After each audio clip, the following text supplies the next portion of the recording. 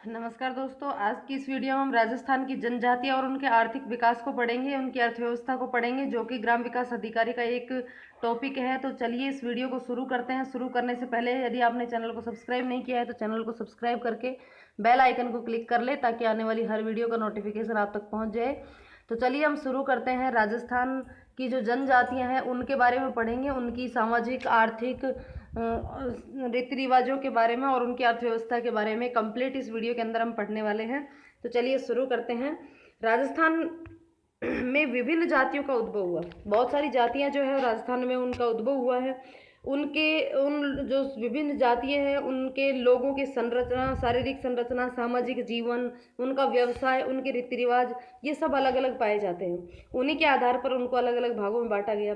राज्य में 7वीं शताब्दी में राजपूतों का उदय हुआ, जो कि विभिन्न वंशों में पाए गए, जैसे कि कछुआ राजपूत थे, चौहान थे, राठौड़ थे, सिसोदिया थे। ये यहाँ पर राजस्थान के अंदर पाए जाने वाले राजपूत हैं।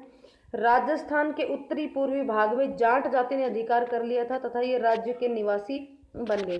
राजस्थान का जो उत्तरी पूर्वी क्षेत्र है, इस उत्तरी पूर्वी क्षेत्र में ज़्यादातर जो जाट जाति के लोग हैं वो ज़्यादा निवास करते हैं। और भी कुछ अन्य छोटी जातियां पाई गई, जैसे कि धोबी, मछुआरे, डोम, मातंग, चमार, नट, गाछे आदि।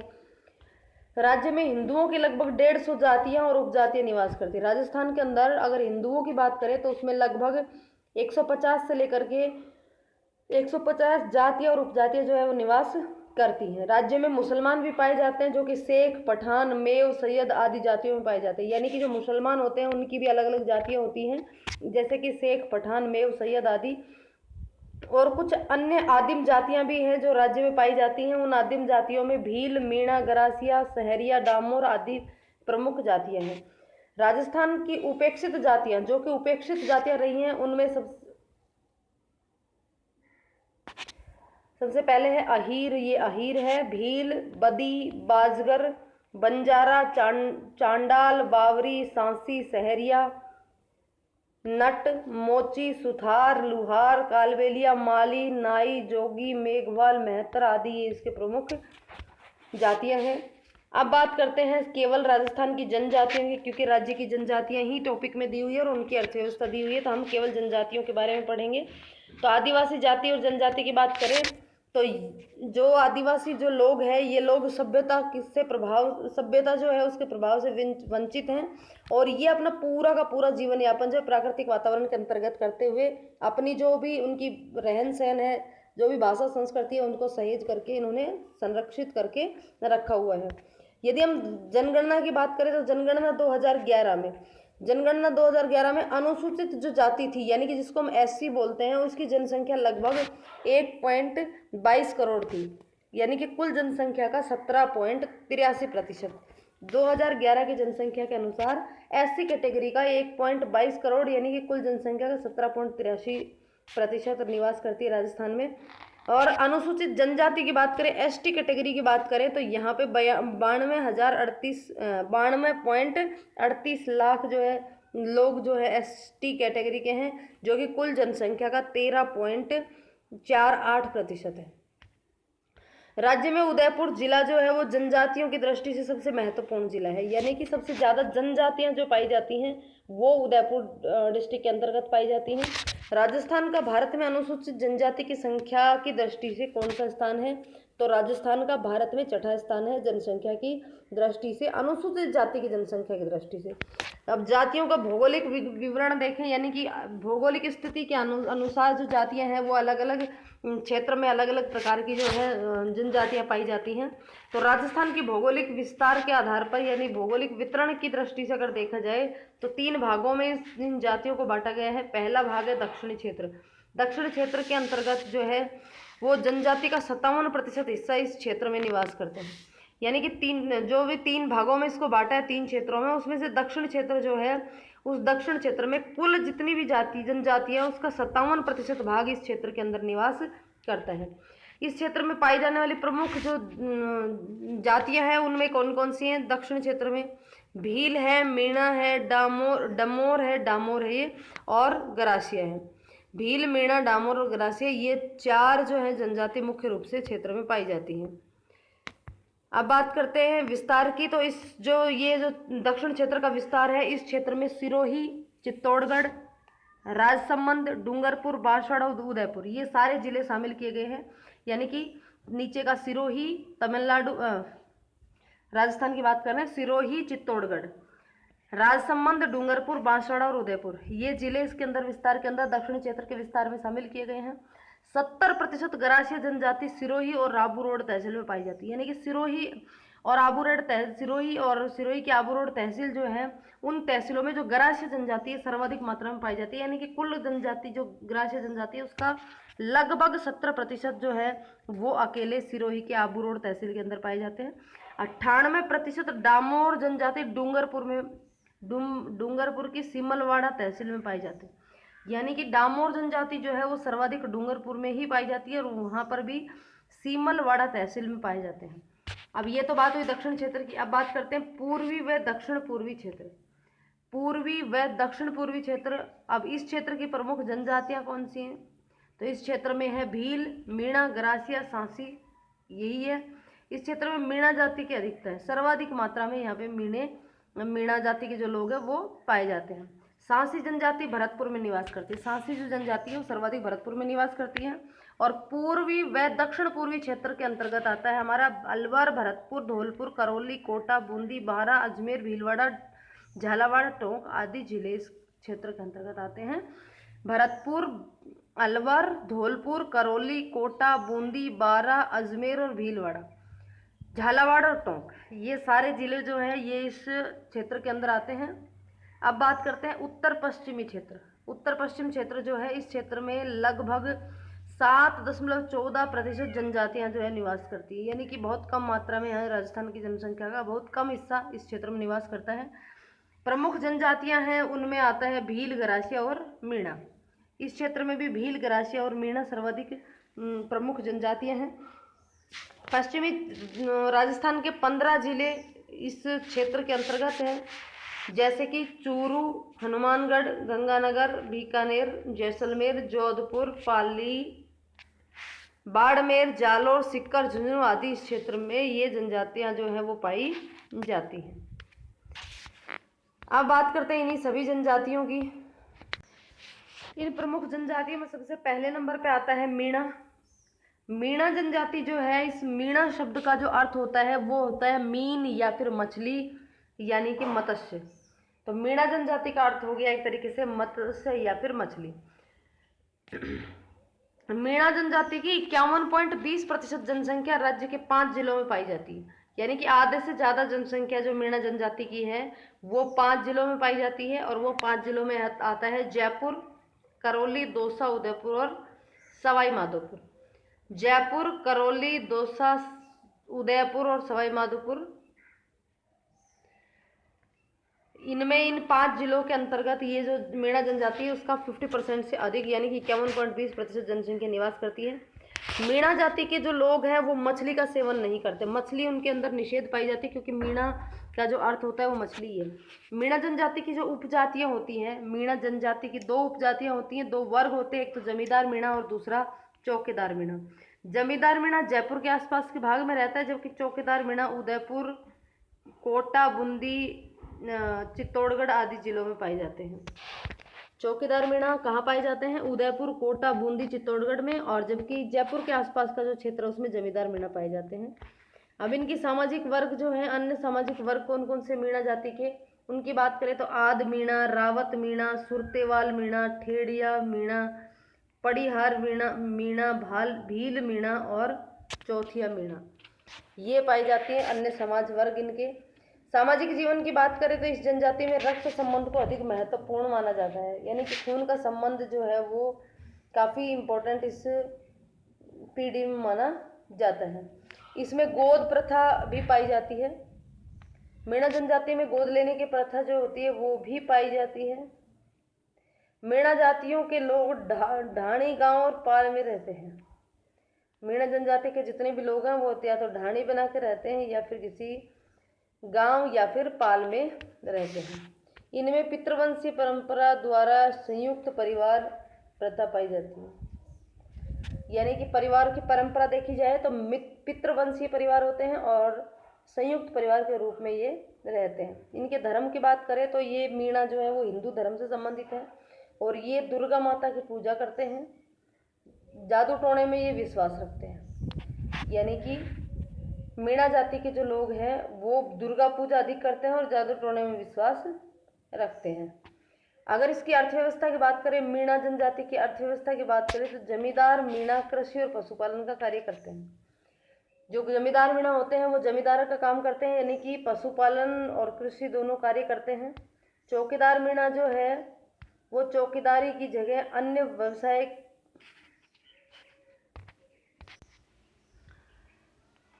अर्थव्यवस्था, मीणा जनजातियों की अर्थव्यवस्था, जो जमींदार मीणा है वो जमींदार यानी कि कृषि और पशुपालन का कार्य करते हैं। चौकीदार मीणा चौकीदारी की जगह अन्य व्यवसाय में संलग्न होते हैं। मीणा जनजाति में बटाईदारी की व्यवस्था प्रचलित है, जिसमें छोटा बट, हाड़ी बट और हासिल बट आदि शामिल किए जाते हैं। यानी कि चौकीदार मीणा चौकीदारी करता है और उसके साथ और भी कार्य करता है, और जमींदार मीणा जो होता है वो जमींदार का कार्य करता है, यानी कि कृषि और पशुपालन का कार्य करता है। वर्तमान में मीणा जनजाति ने खेती के अलावा अन्य व्यवसायों को अधिक अपनाया है। इसके अलावा कुछ अन्य फैक्ट इस जनजाति के बारे में देखें तो मीणाओं का उल्लेख मीणा पुराण में मिलता है, मत्स्य पुराण में, सॉरी, मीणाओं का जो उल्लेख है वो मत्स्य पुराण में मिलता है। राजस्थान की जनजातियों में मीणा जनजाति सर्वाधिक संख्या में पाई जाती है। सबसे ज़्यादा जो राजस्थान में जनजातियाँ पाई जाती है उसमें सब सर्वाधिक जनजाति जो है वो मीणा जनजाति पाई जाती है। कर्नल जेम्स टोड ने मीणों का मूल स्थान काली खो पर्वतमाला बतलाया है। जो कर्नल जेम्स टोड थे उन्होंने बताया था कि जो मीणा है ये इनका मूल स्थान काली गोह पर पर्वतमाला बतलाया गया है। यह पर्वतमाला अजमेर से आगरा तक फैली हुई है। और जो मीणा जनजाति है वो सबसे ज़्यादा शिक्षित जनजाति है। मीणाओं में देवर बट्टा विवाह करने की प्रथा नहीं होती। देवर बट्टा का मतलब होता है पति के बाद देवर से शादी करना। तो मीणाओं में देवर से विवाह करने की प्रथा बिल्कुल भी नहीं है। मीणाओं के जो मुख्य आराध्यक देव है वो है भैरव और माताजी हनुमान जी चारभुजा इष्ट देवी हैं इनकी जीर्ण माता। तो ये तो बात हुई मीणाओं की। अब बात कर लेते हैं भील। तो भीलों का विस्तार की दृष्टि से बात करें, यानी कि हम बात करें जनसंख्या की दृष्टि से, तो राजस्थान में सर्वाधिक जनजाति जो है मीणा पाए जाते हैं और दूसरे नंबर पे प्रमुख दूसरी जाति जो है वो है भील। भील जनजाति राज्य में दूसरी प्रमुख जनजाति है, जिसका विस्तार जो है वो भीलवाड़ा, बांसवाड़ा, डूंगरपुर, उदयपुर, सिरोही और चित्तौड़गढ़ जिलों में इसका विस्तार है। भील जनजाति का विस्तार कहाँ कहाँ बताया? भीलवाड़ा, बांसवाड़ा, डूंगरपुर, उदयपुर, सिरोही व चित्तौड़गढ़। इनकी उत्पत्ति की बात करें तो इनकी उत्पत्ति से संबंधित बहुत सारे विद्वानों ने अपने अलग अलग मत दिए हैं, जिसमें कर्नल जेम्स टोड ने इन्हें मेवाड़ राज्य अरावली पर्वत श्रेणियों में रहने वाले निवासी बतलाया। कर्नल जेम्स टोड ने तो कहा कि भाई ये अरावली पर्वत श्रेणी है,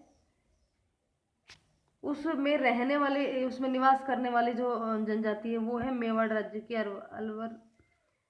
मेवाड़ राज्य की अरावली श्रेणी में पाए जाने वाले निवासी हैं।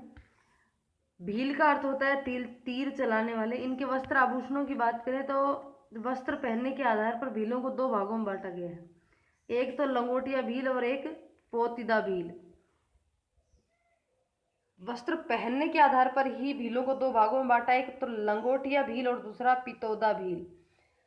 शब्द इनके आते हैं अलग अलग, उन शब्दों की बात कर लेते हैं क्योंकि परीक्षा में प्रश्न इन शब्दों से ही पूछे जाते हैं। तो खोइतू क्या है, पूछ लिया जाए कि खोइतू क्या है, तो खोइतू है लंगोटिया भीलों द्वारा कमर में पहने जाने वाला एक वस्त्र है जिसको खोइतू कहते हैं। उसके बाद है कछाबू। तो ये भील स्त्रियों का घाघरा होता है जो घुटने तक नीचा होता है, उसको कछाबू बोलते हैं। उसके बाद फालू। तो भील लोग घर पर अपनी कमर पर अंगोछा लपेटे रखते हैं जिसे फालू कहते हैं। ये अंगोछा स्त्रियां भी पहनती हैं जिसे कछाब, जब अगर ये स्त्रियां पहनती तो इसको कछाब कहते हैं, और जब पुरुष इसको पहन लेते हैं जो अंगोछा लपेट लेते हैं उसको फालू कहते हैं। इसके अलावा घर और बस्तियों की बात करें तो सबसे पहले पाल। भीलों के बहुत से झोपड़ों का एक समूह पाल कहलाता है। भीलों के बहुत सारे झोपड़े एक ही जगह पर बने हुए हों तो उसको क्या कहते हैं, उस समूह के रूप में बने हुए हो तो उसको कहते हैं पाल।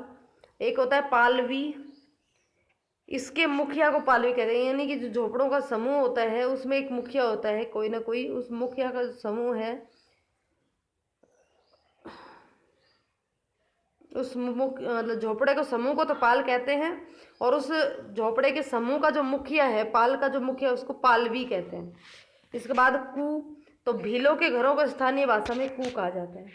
भीलों के जो घर होते हैं, जो बने हुए घर होते हैं, उनको क्या कहते हैं, तो उसको कहते हैं कू। इसके बाद फला, तो भीलों के छोटे गांव को फला कहते हैं। पाल बता दिया था, झोपड़े का समूह, यानी कि झोपड़े का समूह बनेगा तो बड़ा गांव बन जाएगा। उसके बाद है सामाजिक व्यवस्था, तो भील जनजाति में संयुक्त परिवार प्रथा पाई जाती है, यानी कि एक ही परिवार में बहुत सारे सदस्य इसमें देखने को मिल जाते हैं। तद्वी, एक ही वंश की शाखा के भीलों के गांवों को तद्वी या फिर वंशा कहा जाता है, यानी कि एक ही वंश की जो बहुत सारे एक ही वंश से बहुत सारे परिवार बन जाते हैं, तो उस शाखा से जिस गांव में वो रहते हैं एक ही वंश के भील, उसको क्या कहते हैं, तद्वी या वंशा वो कहा जाता है। नेक्स्ट है धापा, दापा, तो भील जनजाति में विवाह के समय कन्या का मूल्य दिया जाता है, जिसे धापा कहते हैं, और यह वर पक्ष से लिया जाता है, यानी कि जो कन्या होती है भील जनजाति विवाह करते समय, उस कन्या का ही मूल्य दिया जाता है, उसको धापा कहते हैं, और जो मूल्य दिया जाता है वो वर पक्ष को दिया जाता है। नेक्स्ट है गमेती, भीलों के एक बड़े भाई, भीलों के बड़े गांव को का पाल, एक मिनट, पालवी और ये गमेती।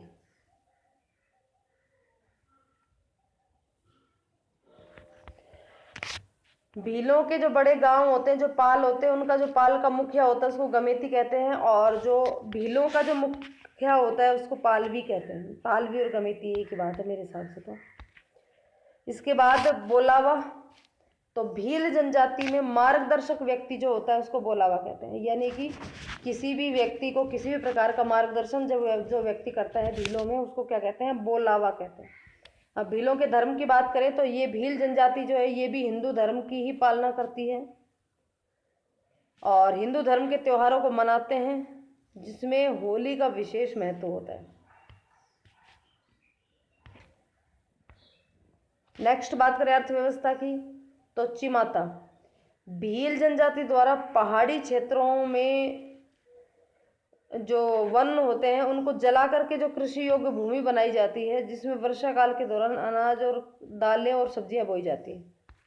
यानी कुल मिला के पहाड़ों के जो ढलान होते हैं उन पे जो उगे हुए वृक्ष होते हैं, उन वृक्षों को जलाने के बाद जो कृषि योग्य भूमि बनाई जाती है, जिसमें वर्षा काल के दौरान अनाज, गेहूँ, मतलब दाल, सब्जियां इत्यादि बोई जाती है, तो उसको क्या कहते हैं, उसको चिमाता कहते हैं। उसके बाद दजिया, भीलों द्वारा मैदानी भागों में वनों को काटकर चावल, मक्का, ज्वार, बाजरा, गेहूं, चना आदि बोए जाते हैं, इस प्रकार की खेती को दजिया कहते हैं। इसका मतलब ये हुआ कि यदि पहाड़ के ढलानों पर, ये प्रश्न कंफ्यूजिंग करता है कि दजिया और चिमाता कौन से हैं, तो चिमाता तो हो गया वनों को, जो पहाड़ के ढाल है जिन पर वन उगे हुए हैं उन वनों को जला करके जो खेती की जाती है, कृषि योग्य भूमि बनाई जाती है, उसको तो कहते हैं चिमाता, और मैदानी भागों में वनों को काट करके जो खेती की जाती है उसको कहते हैं दजिया। तो ये अलग अलग चीज़ें दोनों, एक में जला करके खेती की जाती है और एक में काट कर वनों को काट करके फिर खेती की जाती है। अन्य महत्वपूर्ण तथ्यों की बात करें तो भील जो है वो द्रविड़ भाषा का शब्द है, राजस्थान की सबसे प्राचीन जनजाति है। भील जनजाति प्राचीन समय में किरात, भील जनजाति जो है प्राचीन समय में इसको किरात कहा जाता था। अगर भोजन की बात करें तो भील जनजाति मक्के की रोटी और कांदे का भात, यानी कि प्याज का भात मुख्य इसका खाद्य पदार्थ है। मांसाहारी जाति लोग गाय का मांस खाना वर्जित करते हैं, यानी कि जो भीलों में जो मांसाहारी प्रवृत्ति के लोग होते हैं या मांसाहारी व्यक्ति होते हैं वो गाय का मांस नहीं खाते हैं, गाय का मांस वर्जित करते हैं। भील स्त्री पुरुषों को गोदने गुदवाने का सबसे बड़ा शौक होता है। भीलों में मुख्यतः पितृसत्तात्मक परिवार पाया जाता है। अब भीलों के अंदर बहु विवाह प्रथा भी प्रचलित है। भील जो है वहाँ पर एक बार विवाह हो जाता है और अगर कुछ हो जाता है तो बहु विवाह प्रथा भी प्रचलित है, लेकिन भीलों में बाल विवाह की प्रथा का प्रचलन नहीं है। एक शब्द आता है गोलड़। गोलड़ क्या है? तो भीलों में नात्रा लाई हुई महिलाओं के साथ आए हुए बच्चों को गोलड़ कहा जाता है, जो पारिवारिक सदस्य की तरह माने जाते हैं। इसका मतलब ये हुआ कि यदि भीलों में किसी पुरुष के द्वारा कोई विवाह किया जाता है और उस विवाह के समय जो स्त्री जो पूर्व में जिसका विवाह हो गया था वो नात्रा आना बोलते हैं उसको, यानी कि एक बार शादी होने के बाद यदि उस या तो उस स्त्री का पति मर जाता है तो जो भी बच्चे होते हैं उन बच्चों को लेकर के वो दूसरे पुरुष के साथ विवाह करके जाते हैं तो उसको नात्रा बोलते हैं। तो उन नात्रा आई हुई बच्ची जो स्त्री जो होती है उसके साथ जो पीछे से वो जो बच्चे साथ लेके आती है जो पहले वाले पति के होते हैं उन बच्चों को गोलड़ कहा जाता है, जो कि परिवार के सदस्यों की तरह ही माने जाते हैं। इसके बाद है मोकड़ी। तो महुआ से जो शराब बनती है उस शराब को मोकड़ी कहते हैं, और ये जो शराब होती है इसको ये लोग बड़े चाव से पीते हैं। भीलों के अगर नृत्य की बात करें तो भीलों में हाथी मना नृत्य, गैर नृत्य, नेजा, गवरी, भगोरिया, लाठी नृत्य, ये सारे नृत्य जो हैं ये भीलों के नृत्य हैं। भील पुरुष व स्त्री दोनों शराब पीने के बहुत शौकीन होते हैं। भील लोग बहिर्विवाह होता है, बहिर्विवाही होते हैं। भील जो है वो केसरी अनाथ के चढ़ी केसर का पानी पीकर कभी झूठ नहीं बोलते, यानी कि भीलों के जो देवता हैं केसरी नाथ जी या यूँ कहे ऋषभ देव जी, ऐसी मान्यता है कि केसरी नाथ जी पे जो केसर का जो पानी चढ़ता है यदि उसको पी लेता है कोई भी तो वो कभी भी फिर झूठ नहीं बोलता। और भील जनजाति में सामाजिक उत्तरदायित्व की भावना बहुत ही अधिक प्रबल होती है। पाखरिया की बात करें तो यदि कोई भील किसी सैनिक के घोड़े को मार देता है तो वह पाखरिया कहलाता है। कोई भी भील यदि किसी भी सैनिक के घोड़े को यदि मार देता है तो उसको क्या कहते हैं? पाखरिया कहते हैं।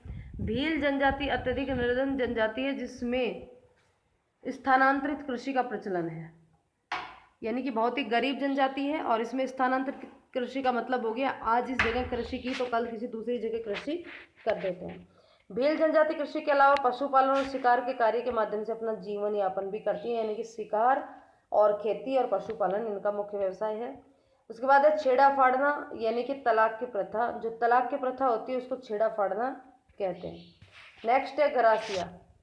नेक्स्ट जनजाति है ग्रासिया। तो भील और मीणा जनजाति के बाद राज्य की ये तीसरी बड़ी जनजाति, सबसे बड़ी जनजाति जो है वो मीणा, फिर दूसरे नंबर पे भील और तीसरी ग्रासिया। और ये दक्षिण राजस्थान में मुख्य रूप से निवास करती है और दक्षिण राजस्थान में भी ये जनजाति उदयपुर में पाई जाती है जो कि चौहान राजपूतों के वंशज है। ग्रासिया जनजाति जो है ये उदयपुर जिले में पाई जाती है और ये चौहान राजपूतों के वंशज हैं।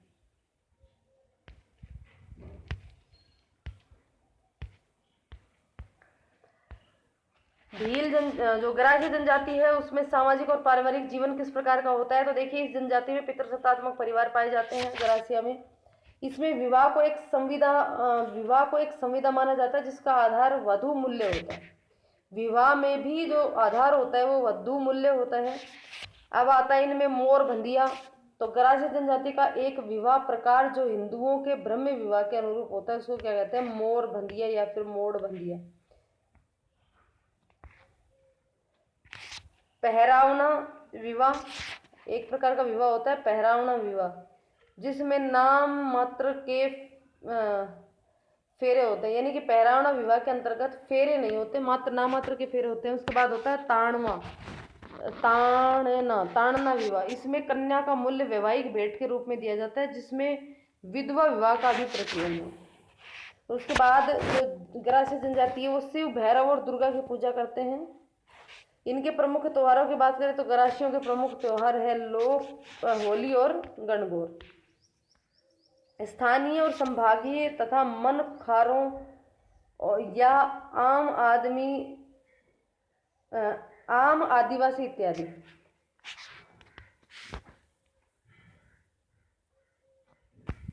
इनमें जो मेले भरते हैं ग्रासियों में, वो स्थानीय मेले होते हैं, संभागीय मेले होते हैं, मनखारो या आम, आदिवासी इत्यादि 3 प्रकार के मेलों का आयोजन यहाँ पे किया जाता है।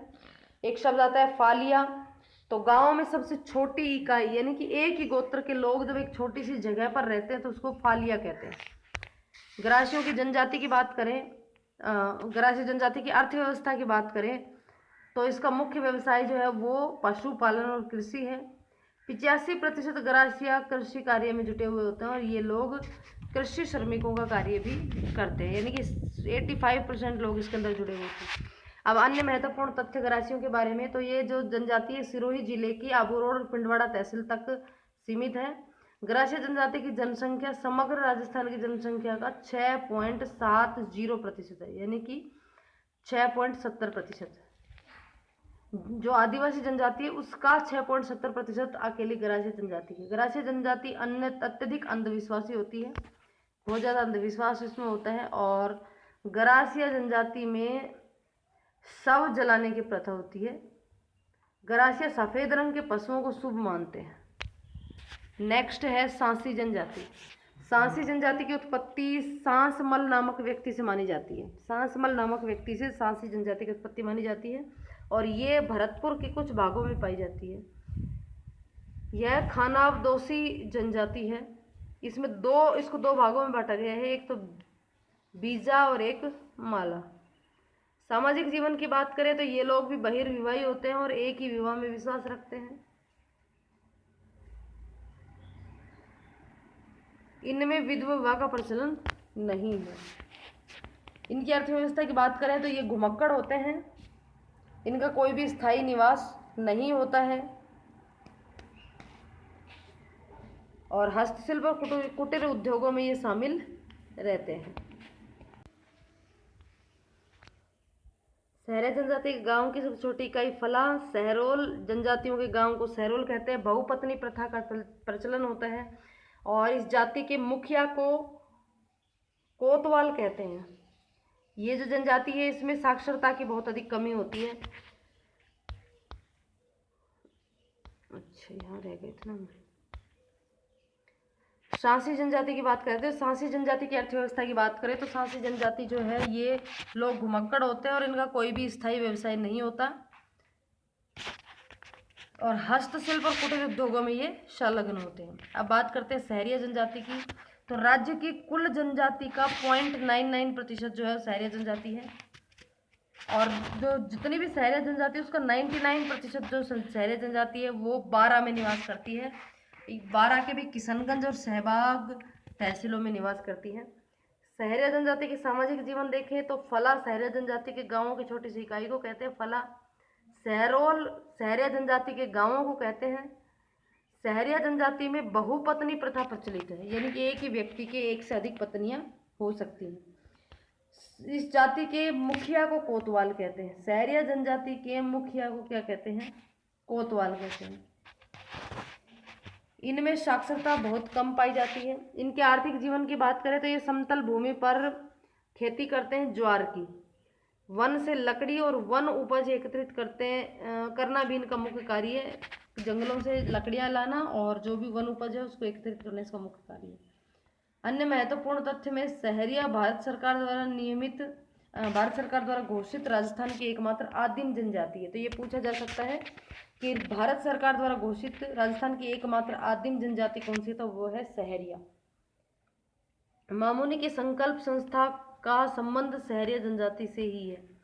इस जनजाति में भीलों की तरह गोमांस खाना वर्जित माना जाता है, जिसमें मृतक को जलाने की प्रथा प्रचलित है और इसमें भी नात्रा की प्रथा प्रचलित है। नात्रा भी बताया था कि एक पति के मर जाने पर स्त्री द्वारा किसी दूसरे पति के यहाँ नात्रा चले जाना। सहरिया जनजाति का प्रसिद्ध मेला जो है वो है सीताबाड़ी के अंदर। उसके बाद बात करते हैं डामोर। डामोर जनजाति है, उसका विस्तार दक्षिणी राजस्थान के डूंगरपुर की सीमलवाड़ा पंचायत समिति और बांसवाड़ा जिले में गुजरात सीमा पर डामोर जनजाति मुख्य रूप से पाई जाती है। उदयपुर, चूरू, गंगानगर, हनुमानगढ़ आदि जिलों में भी यह राजनीति जनजाति पाई जाती है। कुल आदिवासी जनसंख्या का लगभग 0.63% जनसंख्या है।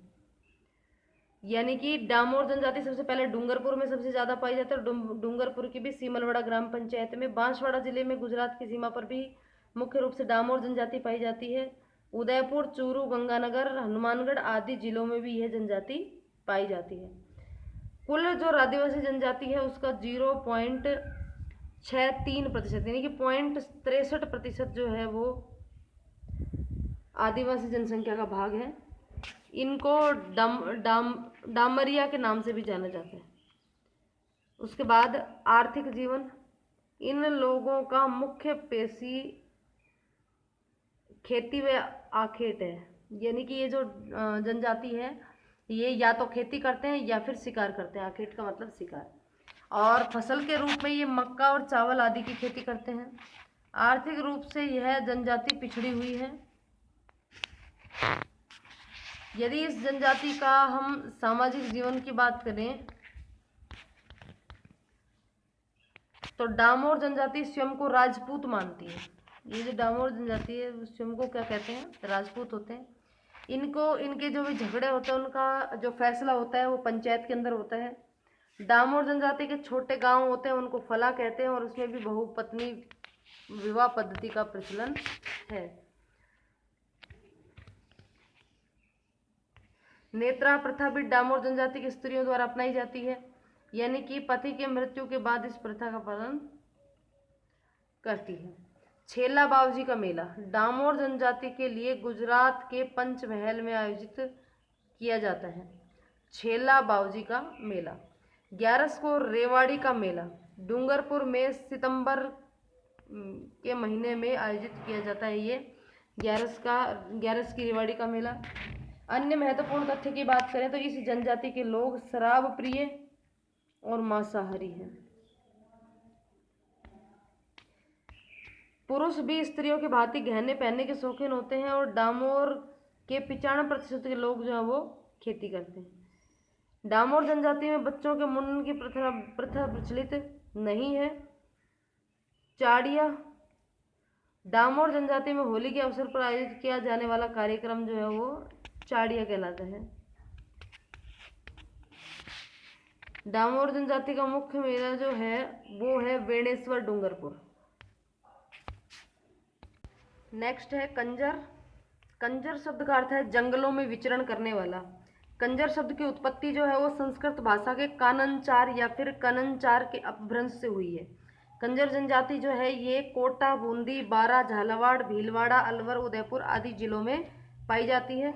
इनके सामाजिक जीवन की बात करें तो इनके परिवार में पटेल परिवार का मुखिया होता है। यानी कि परिवार का जो मुखिया होता है उसको पटेल बोलते हैं। कंजर जनजाति के जो लोग हैं किसी भी विवाद की स्थिति में ये लोग हाकम राजा का प्याला पी करके कसम खाकर विवाद का निर्णय करते हैं। तो प्रश्न अगर इस तरीके से पूछा जाए कि कौन सी जनजाति में हाकम राजा का प्याला पीकर कसम खाकर विवाद का निर्णय करते हैं तो वो है कंजर जनजाति। कंजर जनजाति का आराध्य देव हनुमान जी और चौथ माता है। आर्थिक जीवन की बात करें तो पाती मांगना, चोरी डकैती से पूर्व ईश्वर से प्राप्त किया जाने वाला आशीर्वाद पाती मांगना, ये कंजर जनजाति में पाती मांगना कहते हैं कि ये चोरी डकैती जब भी करते हैं तो ईश्वर से पहले ये आशीर्वाद मांगते हैं। वर्तमान समय में कंजर जनजाति एक अन्य व्यवसाय में भी संलग्न हुई है। अन्य महत्वपूर्ण तथ्य की बात करें तो कंजर का जो काननचार है उसका अर्थ हो गया जंगलों में विचरण करने वाला। ये अपराधी प्रवृत्ति के लिए प्रसिद्ध है कंजर जनजाति और ये घुमंतु जनजाति है यानी कि जगह जगह पर घूमती रहती है और इनमें मृतक को जलाने की प्रथा बिल्कुल भी नहीं है और ये मृतक को गाड़ते हैं। और जो कंजर जनजाति के व्यक्ति होते हैं इनके जो मकान होते हैं उन मकानों में दरवाजे नहीं होते हैं और पैदल चलने में इन लोगों को महारत हासिल होता है। और जो कंजर महिलाएं होती है वो नाच गाने में निपुण होती है, प्रवीण होती है। इस जनजाति में मरते समय व्यक्ति का जो मुंह के अंदर शराब की बूंदें डाली जाती है। तो यहाँ से भी प्रश्न बन जाता है कि कौन सी जनजाति में मृतक व्यक्ति के शरीर के मुख में शराब की बूंदें डाली जाती है तो वो है कंजर जनजाति। राष्ट्रीय पक्षियों की बात करें तो राष्ट्रीय पक्षी मोर जो है उसका मांस इस जनजाति को सर्वाधिक पसंद होता है। कंजर जनजाति के बाद आती है कथोड़ी जनजाति। तो ये राज्य में बिखरी हुई अवस्था में निवास करती है। मुख्य इसका व्यवसाय जो खैर के जंगल होते हैं उनके पेड़ों से कत्था तैयार करना होता है कथोड़ी जनजाति का, और दक्षिण पश्चिम राजस्थान के अंदर ये पाई जाती है। अब जो जनजातीय विकास कार्यक्रम है उनकी बात करें कि जनजातीय विकास कार्यक्रम कौन कौन से चलाए जा रहे हैं, कब चलाए और उनके क्या क्या उद्देश्य हैं। तो सबसे पहले बांसवाड़ा जिले के कुशलगढ़ में वर्ष 1956 में बहुउद्देशीय जनजातीय विकास खंड प्रारंभ किया गया था। बांसवाड़ा के कुशलगढ़ में 1956 में बहुउद्देशीय जनजातीय विकास खंड प्रारंभ किया गया था। बांसवाड़ा जिले में कुशलगढ़ में वर्ष 1956 में बहुउद्देशीय जनजातीय विकास खंड प्रारंभ किया गया। ये दोबारा क्यों लिख दिया। चलिए, परिवर्तित क्षेत्र विकास कार्यक्रम। यह कार्यक्रम मीणा बाहुल्य दक्षिण व दक्षिण पूर्वी जिलों में शुरू की गई थी। ये जो परिवर्तित क्षेत्र विकास कार्यक्रम है, ये जो मीणा बाहुल्य क्षेत्र है दक्षिण और दक्षिण पूर्वी क्षेत्र उन जिलों में शामिल किया गया था। इसका मुख्य उद्देश्य था इन जनजातियों के जीवन स्तर को उठाना और इनकी बेरोजगारी को दूर करना। इस योजना में पेयजल, ग्रामीण गृह निर्माण, लघु सिंचाई व चिकित्सा आदि योजनाओं को लागू किया गया। कौन सी कार्यक्रम के अंतर्गत? परिवर्तित क्षेत्र विकास कार्यक्रम के अंतर्गत। उसके बाद है जनजाति उपयोजना क्षेत्र। तो यह योजना जो है, इस योजना को 5वीं पंचवर्षीय योजना में लागू किया गया था। और इस जनजाति उपयोजना क्षेत्र जो है, इसके अंतर्गत इस योजना में शिक्षा, चिकित्सा, जलापूर्ति, रोजगार और पेयजल आदि सुविधाएं इन जनजातियों को प्रदान की जाती हैं। और इसी योजना के तहत आदिवासियों को चिकित्सा के क्षेत्र में भी प्रशिक्षण दिया जाता है। उसके बाद अगला कार्यक्रम है शहरिया विकास कार्यक्रम। शहरिया विकास कार्यक्रम जो है, ये शहरिया जनजाति के लिए है और 12 जिले की किशनगढ़ और शाहबाद तहसील की शहरिया जनजाति हेतु ही इसको प्रारंभ किया गया था। उसके अलावा स्वच्छ परियोजना, तो यूनिसेफ के सहयोग से 1985 में आदिवासी क्षेत्रों में शुरू की गई नारू उन्मूलन परियोजना थी। देखिए, पानी से होने वाला रोग था नारू रोग, और उस नारू रोग के उन्मूलन के लिए यूनिसेफ द्वारा 1985 में आदिवासी क्षेत्रों में स्वच्छ परियोजना की शुरुआत की गई थी। और इस योजना का लक्ष्य 1992 में पूर्ण हो गया था, यानी कि जो नारू रोग था उससे पूर्ण रूप से मुक्ति मिल गई थी।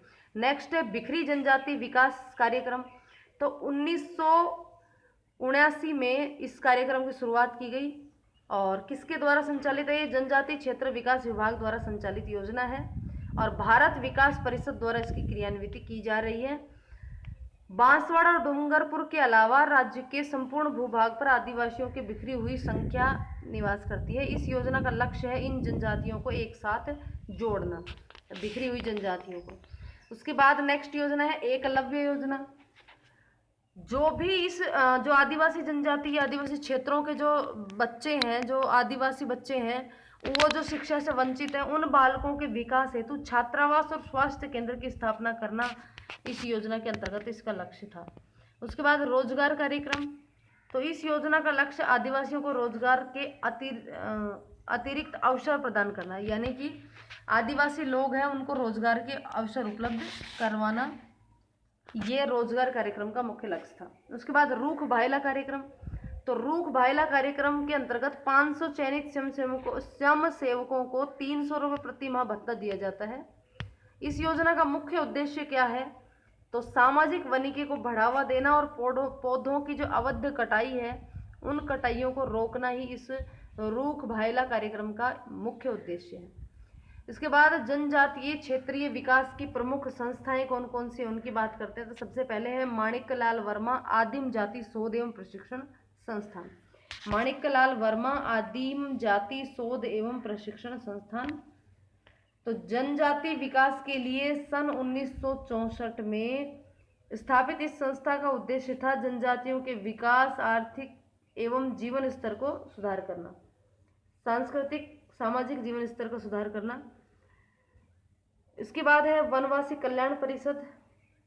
तो उदयपुर में स्थित इस संस्थान का संचालन वनवासी को गले लगाओ अभियान शुरू किया गया। वनवासी कल्याण परिषद के द्वारा वनवासी को गले लगाओ अभियान शुरू किया गया। उसके बाद है राजस्थान जनजातीय क्षेत्रीय विकास संघ सहकारी संघ, यानी कि राजस संघ। राजस्थान जनजातीय क्षेत्रीय विकास सहकारी संघ, इसको कहते हैं शॉर्ट में राजस संघ। इस संस्थान का उद्देश्य है आदिवासियों को व्यापारी वर्ग के शोषण से मुक्त करवाना और सहकारी संगठनों के माध्यम से इनकी निर्धनता को दूर करना। और इस संस्था की स्थापना जो है 1976 में की गई थी। यानी कि जो भी व्यापारी वर्गों के यहाँ पे आदिवासी लोग कार्य करते हैं, तो जो शोषण होता है उस शोषण से मुक्त करवाना और सहकारी संगठनों के माध्यम से वो जो निर्धन लोग हैं उनकी निर्धनता को दूर करना इस संस्था का मुख्य उद्देश्य था। और इस संस्था की स्थापना 1976 में की गई थी। अन्य महत्वपूर्ण योजनाओं में आती है जनजातीय उप योजना क्षेत्र। जनजातीय उप योजना क्षेत्र 1974 में लागू की गई। इसमें 6 जिले शामिल किए गए थे, बांसवाड़ा, डूंगरपुर, उदयपुर, राजसमंद, चित्तौड़गढ़ एवं आबू रोड, सिरोही की 23 पंचायत समिति शामिल करके इसमें 4409 गांव जो है आबाद है। नेक्स्ट है परिवर्तित क्षेत्र विकास उपागम। ये 1978-79 में अपनाया गया। राज्य के 16 जिलों के 3589 गांव इस योजना के अंतर्गत शामिल किए गए हैं। जनजातीय विकास विभाग की स्थापना 1979 में जनजातीय विकास विभाग की स्थापना की गई। शहरिया विकास कार्यक्रम 1977-78 में शुरू हुआ। इस कार्यक्रम में कृषि, लघु सिंचाई, पशुपालन, वनिकी, शिक्षा, पेयजल, चिकित्सा एवं स्वास्थ्य, पुनर्वास, सहायता आदि पर खर्च किया गया। यानी कि शहरिया विकास कार्यक्रम जो है 78-79 से शुरू हुआ और इसमें यानी कि जितने भी कृषि, लघु सिंचाई, पशुपालन, वनिकी, शिक्षा, पेयजल, चिकित्सा, स्वास्थ्य, पुनर्वास पुनर्वास सहायता आदि का पर खर्च किए गए इस शहरिया विकास कार्यक्रम के अंतर्गत। उसके बाद है अनुसूचित जाति विकास सहकारी निगम की स्थापना। अनुसूचित जाति विकास सहकारी निगम की स्थापना, तो इसकी स्थापना मार्च 1980 में निगम पैकेज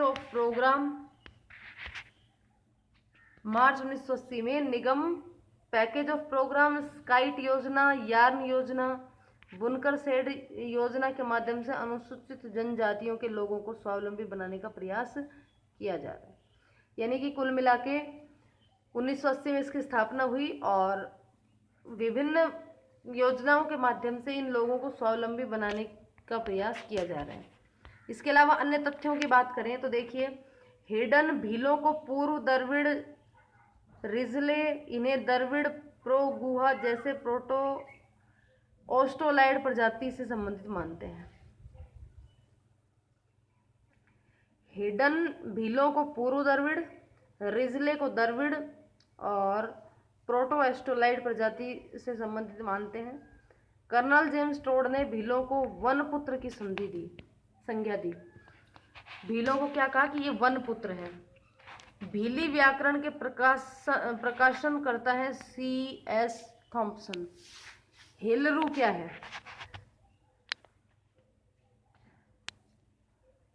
गरासिया जनजाति की सहकारी संस्था है। मेक क्या है? तो मेक गरासिया जनजाति में प्रचलित मृत्यु भोज को मेक कहते हैं। उसके बाद सोहरी, गरासिया जनजाति में प्रचलित अनाज भंडार की मिट्टी की आकर्षक कोठियाँ। जो अनाज को भरने के लिए गरासिया जनजाति के लोग जो है अनाज भरने के लिए जिन मिट्टी की कोठियों के जो कोठियों का इस्तेमाल करता है उनको सोहरी कहते हैं। गरासिया जनजाति होती है ये आखा तीज जो होती है वैशाख शुक्ल तृतीया के दिन अपना नववर्ष मानते हैं इसको और नववर्ष के रूप में इसको मनाया जाता है। उसके बाद वालर जो गरासिया जनजाति का नृत्य है और इसके अंदर वाद्य यंत्रों का प्रयोग बिल्कुल भी नहीं होता है। तो वालर गरासिया जनजाति का एक नृत्य है। उसके बाद आता है हारी भौरी। तो ग्रासीय समुदाय द्वारा की जाने वाली सामूहिक कृषि को कहते हैं। सियावा का गौर मेला। सियावा का गौर मेला ग्रासीय जनजाति का एक प्रसिद्ध मेला है। ग्रासीय जनजाति कभी भी भीख मांगना मंजूर नहीं करती है। लोकामी क्या है? तो शहरी जनजाति द्वारा जो मृत्यु भोज दिया जाता है उसको लोकामी कहते हैं। लीला मोरिया विवाह की प्रथा से जुड़ा हुआ एक संस्कार है जो शहरी जनजाति से संबंधित है। लीला मोरिया क्या है ये भी पूछा जा सकता है प्रश्न में। लीला मोरिया क्या है? तो लीला मोरिया विवाह प्रथा से जुड़ा हुआ एक संस्कार है जो कि शहरी जनजाति का प्रमुख संस्कार है। शहरी जनजाति की कुल देवी कौन सी है?